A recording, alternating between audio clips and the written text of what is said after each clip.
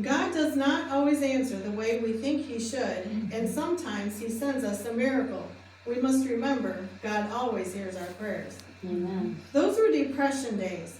I got a job picking chickens in a poultry house on Saturdays and some other special days. After school, I washed dishes in a Greek restaurant until midnight. We three oldest, Pat, Kenneth, and I, brought our checks home and put them into the grocery fund. We all had to work to earn a living. We had rent, fuel, medical, grocery, and many other bills to pay. We could get out clothing from the Salvation Army thrift store.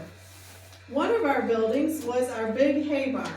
I remember when Big Brother Ken showed me how a tough guy could light a match and set the hay on fire and then smother it with his fist. The next big thing I remember was when I tried to show little sister Pat how a tough guy could do it. My first mistake was to try it.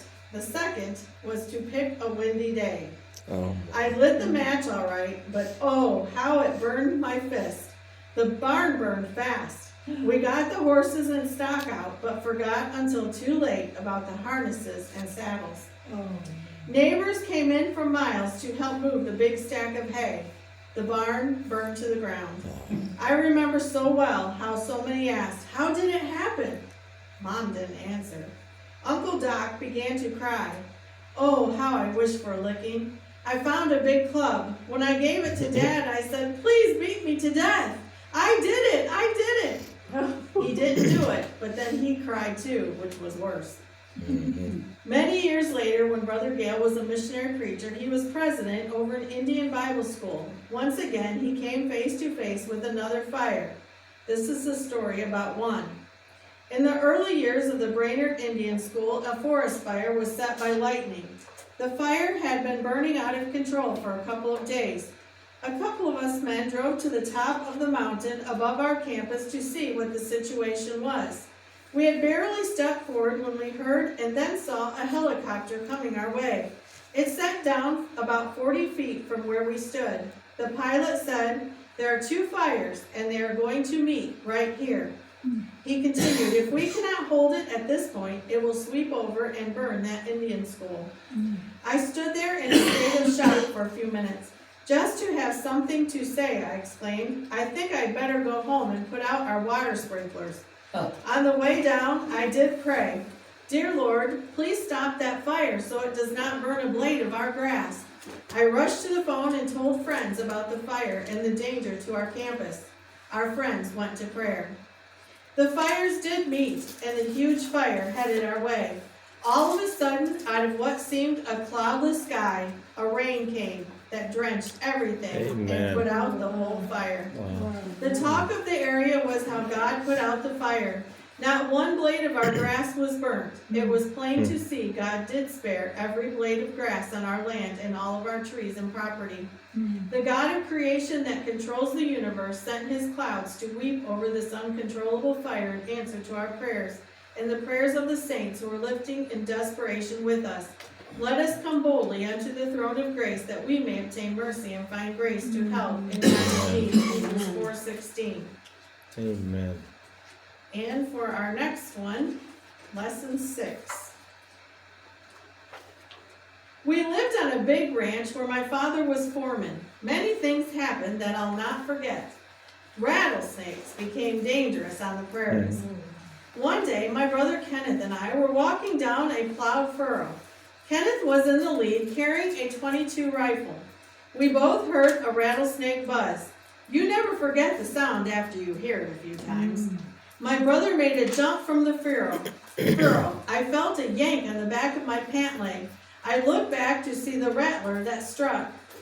It was coiling up. I tried to tell Kenneth where it was. He shot and said, "I got it." I said, "No, you didn't." He pulled up the rifle and shot again. He claimed he got it. I could tell the one that struck me was still alive because of the buzzing. Kenneth stepped over and shot again. 3 rattlers, all within 10 feet of each other. He shot them all in the head. He did brag about being a good shot. I think he was. Someone told us that rattlesnakes line their heads so they look down the barrel of a gun. In the early years of our pastoring, there was a family that drove miles to come to our evening services. We came to know them well. I noticed that the father seemed troubled. This made me feel that he needed help from the Lord. I began praying for him and continued to pray for him about a year. One evening, while my supper potatoes fried, I walked the floor and prayed. The burden of prayer became so heavy that I forgot my potatoes, and I let them burn until I couldn't eat them.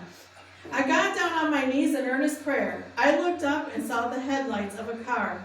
I felt as if the Lord said, "Here comes your man." Wow. As he came through the door, he was weeping as hard as a man could weep. He said, "I came to have you help me pray. I've got to get right with God. I have sin in my heart." We prayed until midnight. Finally, he said, "I can't. I don't want to go to the penitentiary." I urged him to keep on praying. Again, he said, "I can't face it." Brother Gale asked him, "Maybe it would help if I told you your problem." "You don't know my problem. I don't think there is a living soul that knows," he replied. So, I told him a dream that the Lord had given me. As I was praying, I saw a small herd of cattle coming. I saw a truck with a faded green cab back up to a fence. The men from the truck took the staples out of the fence and fastened the wires down. When that small herd of cattle came, I saw that you were the cowboy driving them. You and your men stole those cattle. The man looked very startled and said, "You told me exactly as it happened." I advised him to sell enough cattle to make restitution. He did that and prayed through. Amen. It was a happy happening when my friend got saved. Amen. Wow.